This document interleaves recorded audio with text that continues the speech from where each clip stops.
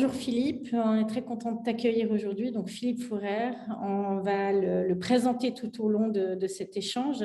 Mais on lit souvent et on te dit un grand professionnel, un visionnaire et passionné.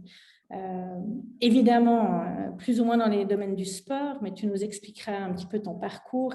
Et aujourd'hui, ce qu'on souhaitait, ce qui nous paraissait important avec toi, c'est vraiment de montrer que aujourd'hui, grâce au sport, on peut évoluer professionnellement dans des métiers de passion.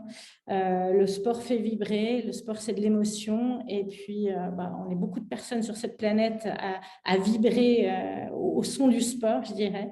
Et aujourd'hui, on peut transformer tout ça en métier. Donc, c'est de là qu'on aimerait partir. Le sport fait rêver. Et vraiment, aujourd'hui, on aimerait savoir un petit peu pour toi, quelle est l'importance de travailler dans des métiers qu'on aime, dans des secteurs que l'on aime. Bonjour Valérie, d'abord, merci de l'invitation. C'est vrai que c'est une chance, un honneur presque, je dirais, de pouvoir travailler dans un domaine qui allie passion et occupation professionnelle et de pouvoir quelque part en vivre aussi. Euh, Ce que le sport a de spécial, c'est que c'est un langage universel. C'est quelque chose qui fait appel, je dirais, à quelque chose d'émotionnel et de physique aussi, contrairement à beaucoup d'autres métiers aujourd'hui. Et puis, ces passions, ces émotions ont quelque chose d'universel aussi. C'est comme un langage commun qui rassemble les peuples du monde entier aussi autour des stades, autour des champions, autour des performances. Donc, ce côté-là, il est extraordinaire. Et puis, en tant que professionnel, ce que ça apporte, c'est une motivation, une capacité de créer, une capacité aussi de se lever tous les matins en se disant ah, ça va pas être de nouveau la même chose, éventuellement, si justement on trouve sa place dans ce monde du sport qui est très riche, parce que c'est aussi un peu un miroir de la société, un miroir de l'économie. On y retrouve tout plein de métiers différents, tout plein de spécialisations différentes, mais je dirais que le point commun, c'est cette passion de l'émotion, du beau geste, des valeurs que le sport transmet au quotidien. Tu viens de dire quelque chose que je répète souvent dans nos séances d'information. C'est vrai que moi, ça fait un petit peu plus de 25 ans que je suis dans le milieu et j'ai jamais eu ce coup de blues du lundi matin où tu as envie de téléphoner et de dire que tu ne vas pas te lever et que tu ne vas pas venir. C'est vrai, c'est toujours différent, multiples facettes et ça, c'est un des côtés, en tout cas moi, qui m'a passionnée et qui fait que je suis toujours aussi motivée d'être dans ce domaine-là. Est-ce que tu as été sportif, toi, avant de devenir un professionnel dans ce domaine-là? Oui, alors je pense que c'est quelque chose d'important aussi pour bien comprendre le monde du sport et pouvoir y fonctionner de la meilleure des manières. Je pense que c'est important d'avoir un parcours, pas forcément de professionnel couronné au niveau mondial, mais un parcours au niveau du sport et du sport de compétition. Je pense que ça aide énormément à comprendre la base, le terrain, la réalité d'un club de jeunes athlètes, par exemple. Donc, personnellement, j'ai été athlète en athlétisme, en sur longueur, en sur 10 mètres. J'ai atteint un niveau national dans les catégories cadets et juniors. J'ai dû arrêter assez vite la compétition et je suis très vite parti du côté du coaching. Donc, j'étais coach, chef technique dans un club. Et ça m'a effectivement beaucoup apporté en termes de leadership, en termes d'apprentissage de tout plein de compétences différentes. Donc, ça fait partie, je pense, effectivement, dans mon expérience, les profils, je dirais, les plus passionnants et passionnés que j'ai pu trouver autour de moi ou dans mes équipes, c'était souvent des gens qui avaient un parcours de sportif, de nouveau à différents niveaux, mais j'y attachais une importance lorsque je revoyais les CV. C'est un vrai plus, je pense, effectivement. Et c'est quelque chose qu'on veut absolument développer ici chez SMS. On a des projets dans ce sens-là. C'est d'un petit peu montrer que toutes ces valeurs liées au sport et aux sportifs de compétition, l'organisation, la discipline, la confiance en soi, ça peut tout à fait être transformé en valeurs professionnelles. C'est encore trop peu le cas et on aimerait bien pouvoir un petit peu changer les choses.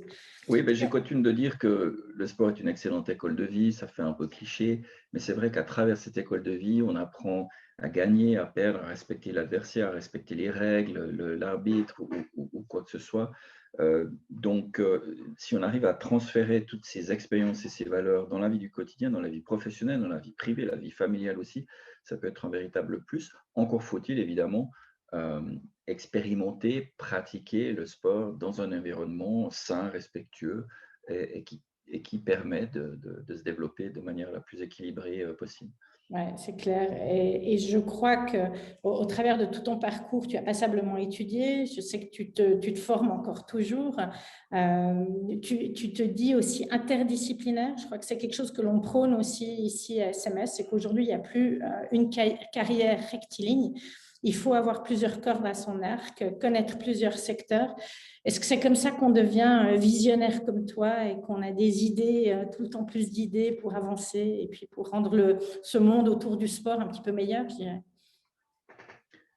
Oui, c'est intéressant parce que ça peut être un tout petit peu un paradoxe en ce sens que le monde du sport, les grandes institutions sportives sont quand même assez conservatrices et les changements qui ont lieu dans les grandes instances internationales du sport prennent souvent du temps, sont souvent en retard par rapport à d'autres secteurs dans lesquels il y a plus de compétition, par exemple, entre acteurs.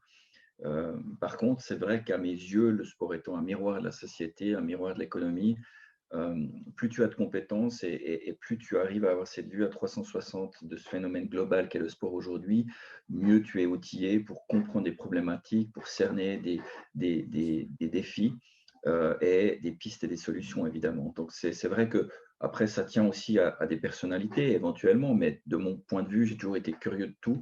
Je viens d'une formation qui est assez généraliste parce que j'ai étudié les sciences du sport, mais j'ai étudié aussi les sciences urbaines, la géographie. Donc, j'ai toujours travaillé dans le monde du sport et du méga événement avec une approche partiellement aussi académique à certains moments pour comprendre le phénomène d'un méga événement dans une ville et comment une ville pouvait bénéficier d'un événement à long terme dans son tissu urbain, son tissu social, économique. Et je pense qu'aujourd'hui, autant on a besoin parfois de spécialistes pointus dans les médias digitaux, dans le marketing, dans le légal, par exemple, autant je pense que les professionnels du sport apportent une plus-value à leur organisation s'ils arrivent parfois à faire ce petit pas de recul et à travailler en équipe avec des compétences connexes. Et raison pour laquelle je pense que c'est important de compléter parfois son cursus en allant explorer d'autres domaines qui permettent d'enrichir sa boîte à outils, sa manière de voir les choses et de se challenger constamment. Et je trouve qu'il n'y a rien de plus, finalement, de plus stimulant comme dans un sport d'équipe, c'est de pouvoir trouver ces complémentarités entre l'attaquant, le défenseur, le libéro ou les autres, et finalement dans une équipe professionnelle, dans un bureau qui définit un projet ou qui gère un gros événement, là aussi, les complémentarités sont très importantes. Et c'est aussi ça qui rend le quotidien, je dirais, intéressant parce qu'on va justement, comme tu dis, chercher plusieurs outils. On ne travaille pas toujours dans le même domaine et puis c'est ça qui fait que ce n'est pas tous les jours la même chose, effectivement. Euh, Et aussi, le monde bouge très vite. Donc, les ok. technologies évoluent très vite, le cadre législatif évolue très vite, ou politique. Donc, c'est aussi nécessaire de rester up-to-date et puis de continuer de se former, de se challenger.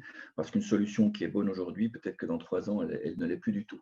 Et d'autant plus aussi s'ouvrir à des nouveautés, à des cultures différentes, et puis à la jeunesse. C'est quelque chose qui me tenait toujours à cœur aussi. Parce que parfois, dans les grandes instances internationales, on a tendance un peu à se regarder le nombril, à se reposer sur ses lauriers. Et je pense que c'est très important d'avoir cette capacité à, à, à considérer un défi, une opportunité autour d'un événement ou du sport en général, en apportant un regard frais, parfois d'autres cultures ou d'un public plus jeune et qui aura un nom complètement différent et auquel on n'aura jamais pensé.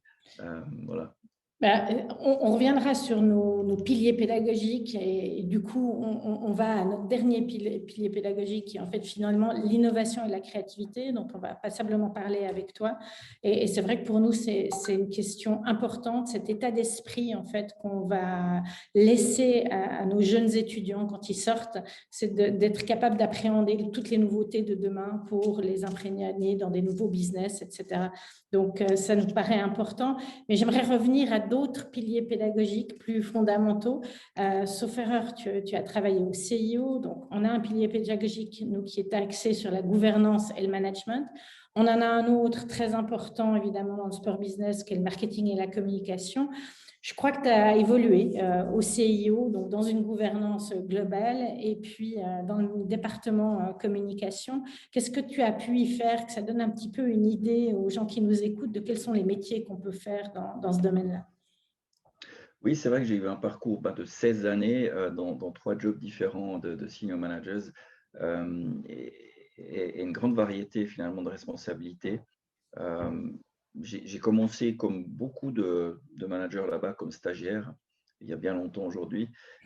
J'ai eu la chance quelque part de vivre une grosse crise au CIO de l'intérieur pendant ce stage. Le stage, je l'ai fait au département des sports et des Jeux olympiques où on développait des nouveaux outils de gestion des jeux et de la complexité des jeux, donc du master planning, de la gestion des risques. C'était vraiment les balbutiements, je dirais, il y a plus de 20 ans maintenant. Et puis, la crise arrivant, j'ai eu l'occasion de contribuer à la gestion de la crise, la gestion des médias, dans la tension extrême que ça pouvait représenter dans cette maison-là. Et puis, de saisir cette occasion-là pour obtenir un premier poste fixe dans le département qui était à cheval. J'étais à cheval entre la communication et le sport et les jeux, puisque je m'occupais des opérations, des services, des infrastructures pour les médias accrédités aux jeux, les médias presse écrite et radio-télévision. On parlait encore relativement peu des médias numériques à ce moment-là, ça commençait. Et donc, ça, c'était un premier rôle. Un deuxième rôle ensuite a été autour de la gestion de la connaissance, du transfert de connaissances pour éviter que les comités d'organisation réinventent la roue à chaque édition des Jeux olympiques. Donc, c'était une équipe qui s'occupait de mettre à disposition des comités d'organisation une plateforme de services, de contenu pour transmettre les bonnes pratiques ou les moins bonnes pratiques observées sur chaque édition des événements olympiques. Donc, ça pouvait être des programmes d'observateurs, des briefings après chaque édition, des rapports de connaissances, des statistiques, des vidéos, des interviews, toute une série de soutiens. Et puis, mon troisième et dernier job au CIO a été dans le domaine des Jeux olympiques de la jeunesse, où j'étais responsable de l'éducation des athlètes, de l'engagement de la jeunesse, de l'héritage aussi que cet événement peut apporter en termes de pratiques sportives. J'y ai développé un programme d'entrepreneuriat social par le sport, en identifiant des jeunes talents qu'on pouvait coacher et qui étaient amenés à utiliser le sport pour changer le monde dans leur communauté, dans différents domaines d'activité. On apportait du mentorat, on apportait un peu de financement à ces jeunes aussi, avec l'aide aussi d'un partenaire top. Donc, ça m'a permis aussi d'explorer des aspects plus marketing de ces projets, avec toujours, je dirais, un fil conducteur au travers de ces trois jobs, qui ont été interrompus d'ailleurs par deux autres jobs entre deux. Donc, j'ai fait une infidélité à mon employeur pour y retourner 5 ans plus tard. Mais il y avait un fil conducteur qui était toujours cette notion de durabilité, d'héritage et aussi de jeunesse. Donc, c'est quelque chose qui m'a suivi au cours de ces trois jobs et c'est quelque chose qui me tient à cœur aujourd'hui, puisque dans mes activités aujourd'hui de privé d'indépendant, je suis resté très actif dans ces domaines qui sont le sport comme outil de transformation sociale, urbaine, économique et comme école de vie. C'est clair qu'on va beaucoup plus loin que juste le sport et la pratique du sport en compétition avec tes nouvelles fonctions et ce que tu fais maintenant. Juste avant d'y venir, j'aimerais revenir aussi, les Jeux olympiques, c'est un événement global. L'événementiel et le sponsoring sont des éléments, enfin des secteurs clés aussi qu'on enseigne chez SMS. Tu parles de durabilité dans l'événementiel. Qu'est-ce que ça veut dire, la durabilité pour l'événementiel? Ouais, c'est une notion, j'ai envie de dire, relativement nouvelle, hein, qui a un peu plus de 20 ans et qui veut dire beaucoup de choses pour beaucoup de monde. Et puis, il faut faire la part des choses entre ce qui est communication marketing et ce qui est réel comme pratique ou comme changement de pratique dans le méga événementiel. En fait, j'avais écrit un article académique il y a quelques belles années maintenant où je me posais la question euh, de la possibilité de parler finalement de durabilité d'événementiel parce qu'a priori, ça paraît comme un contresens absolu. En ce sens qu'un méga événement, c'est une concentration d'investissement, de gens, dans un espace réduit et dans un temps réduit. Si on prend les Jeux olympiques, c'est 2 semaines et boum, vous faites tout à la même place dans une ville. Donc ça paraît presque contre-intuitif quand on parle de durabilité, qui cherche au contraire à étaler, disons, l'impact et à minimiser l'impact d'un événement ou d'une pratique dans l'espace et dans le temps.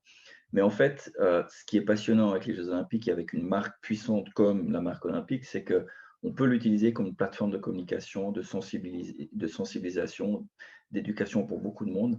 On peut tester des nouvelles technologies, mettre en avant des nouvelles pratiques, parce qu'il y a les yeux du monde qui sont aussi rivés sur cet événement. Donc ça permet aussi toute une série de changements ou d'accélération de changements si on l'utilise à bon escient, évidemment.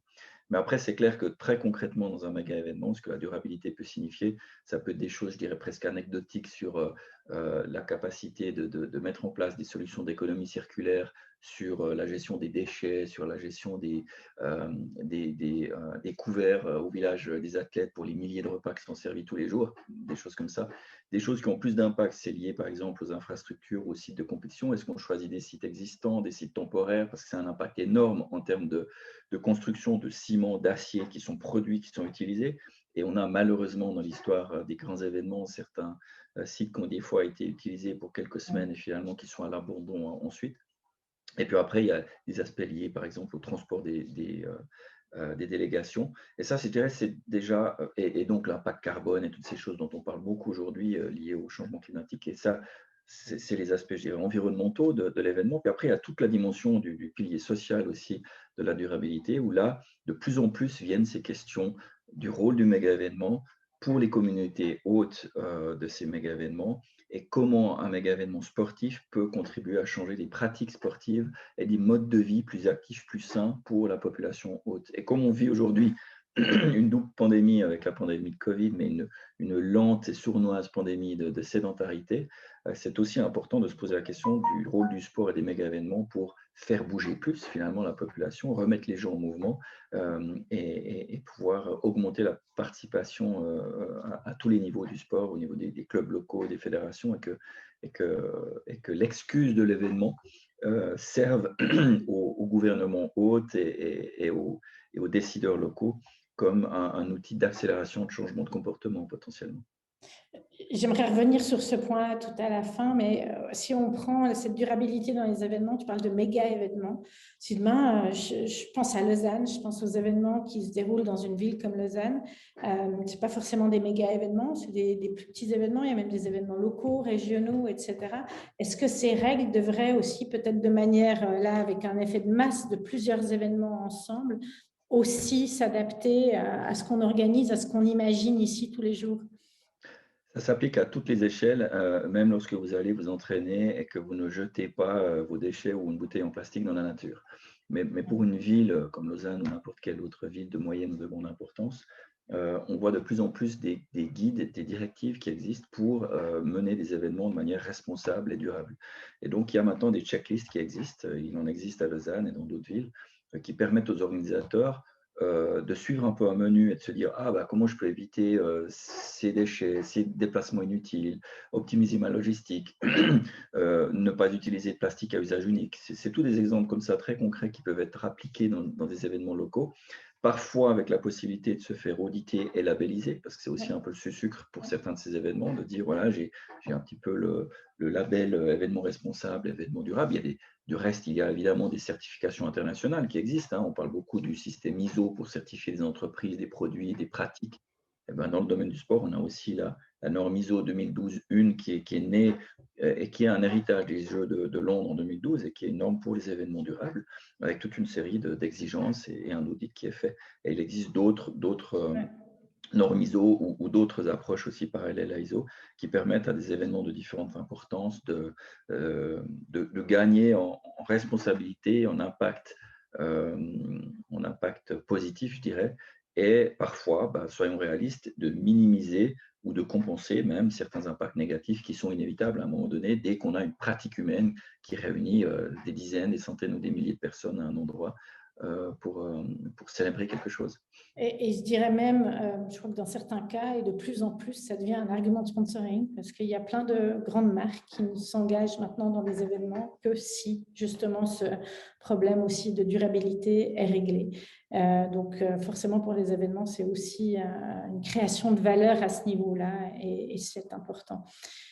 Tu parlais avant de sport et d'urbanisme. C'est vrai qu'on parle souvent du sport de compétition, mais comme tu le dis, le sport maintenant, c'est une hygiène de vie. C'est aussi quelque chose qu'on veut traiter au sein de SMS. On a des étudiants, on parlait avant des sportifs de compétition. On a aussi des étudiants qui sont passionnés de sport ou qui font du sport à un niveau amateur, mais qui font beaucoup de sport. Ça devient de plus en plus important dans la vie de tous les jours pour tout le monde. Comment on peut influencer une ville pour mettre finalement cette pratique du sport de monsieur et madame tout le monde en avant et favoriser ça? Alors, je ne sais pas, Valérie, si tu me donnes 1 ou 2 heures pour répondre à cette question, mais ce sera un long débat. En fait, ça pose la question de la manière dont on conçoit, on planifie et on gère une ville au quotidien. Et il faut bien l'admettre, depuis des décennies, on a tout planifié pour les bagnoles. En gros, on a tout planifié pour faciliter le transport des voitures ou des transports publics lorsque ça fonctionne. Ça dépend évidemment des pays, des cultures. Et il y a une branche d'urbanisme qui s'appelle aujourd'hui le active design ou l'urbanisme actif, qui réfléchit à la ville autrement et qui se pose la question comment est-ce qu'on peut planifier un parc, une architecture, un réseau de transport pour faciliter l'activité physique accessible pour tous. Alors, ça passe par évidemment des pistes cyclables et puis des freins entre guillemets qui sont mis au transport, motorisé, mais ça passe aussi par des réaménagements de places publiques, par des passages pédestres ou cyclistes sécurisés. Ça passe par des questions liées à la qualité de l'air. Ça passe par tout un réseau et des alliances à créer avec les employeurs publics et privés pour qu'on offre aux employés des pauses actives, une accessibilité à des activités physiques régulières, soit en termes de mobilité douce pour aller travailler ou lors de ces pauses actives. Donc, il y a tout un champ qui se développe ici, avec aussi des labels qui existent ou qui commencent à arriver. Lausanne, capitale olympique, et où vous vous situez, est déjà très active dans ce domaine. Elle a été la 7e ville labellisée Global Active City juste avant les Jeux olympiques de la jeunesse qu'elle a accueillis en janvier 2020.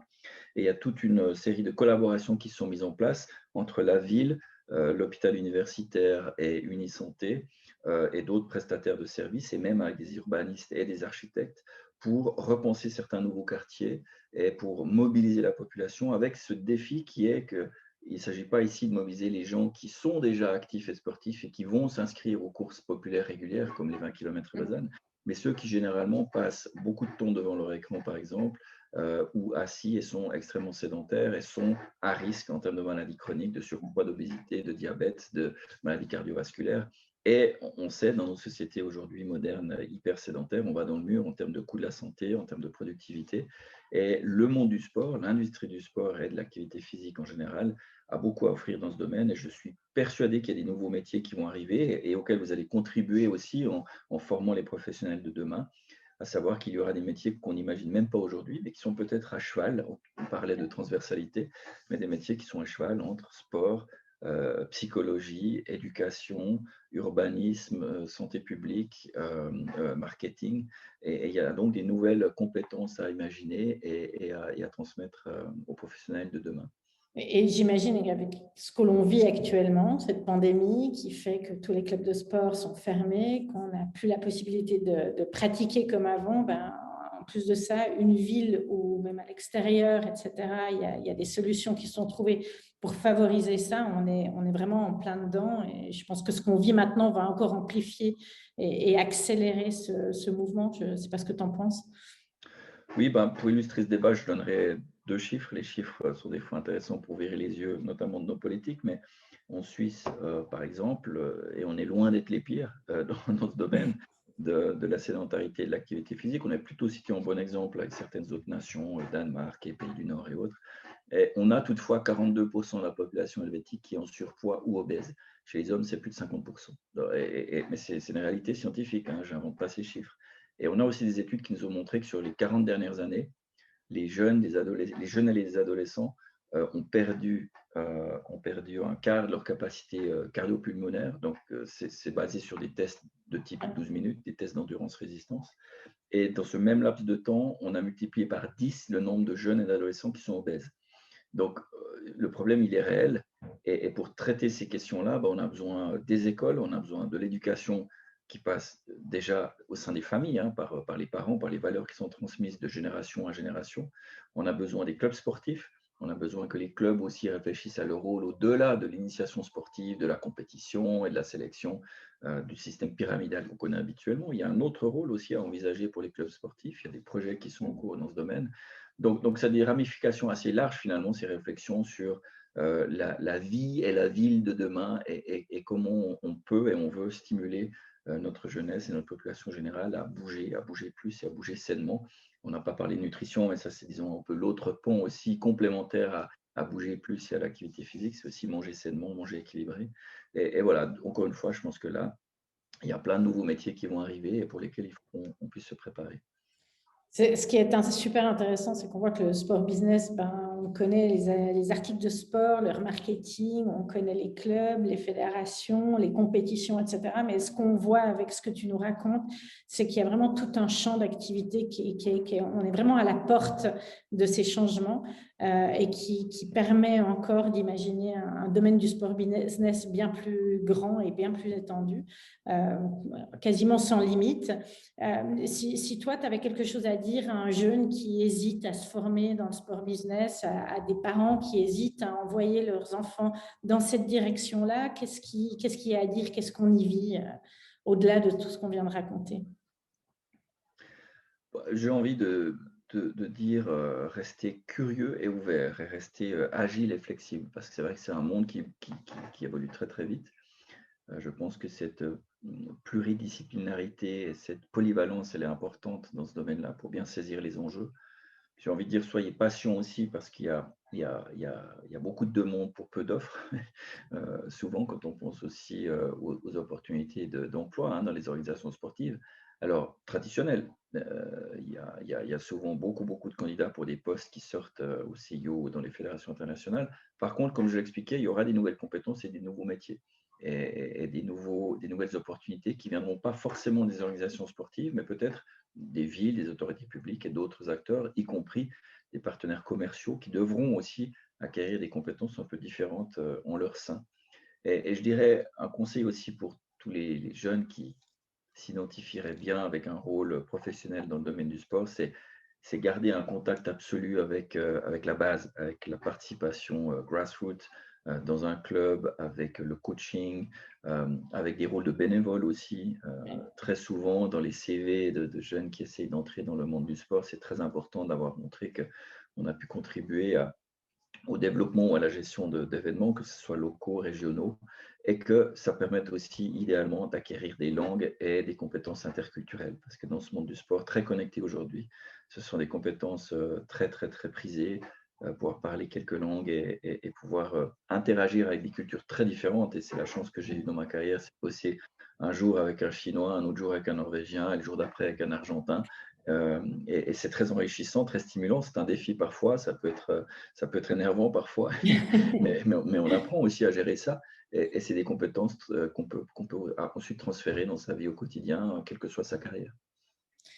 Je te remercie beaucoup. Est-ce qu'il y a quelque chose que tu aimerais ajouter sur tes activités actuelles? On a effleuré un petit peu ce que tu fais. Comme tu as dit, on pourrait en parler pendant des heures, mais c'est vrai que tu es dans plein de nouvelles directions, plein de nouveaux business, plein de nouvelles organisations. S'il y a quelque chose que tu veux ajouter, n'hésite pas. Euh, Tu me prends par surprise, mais je dirais juste une chose qu'on a utilisée avec des collègues, puisqu'on vient de cofonder une nouvelle structure de Shift.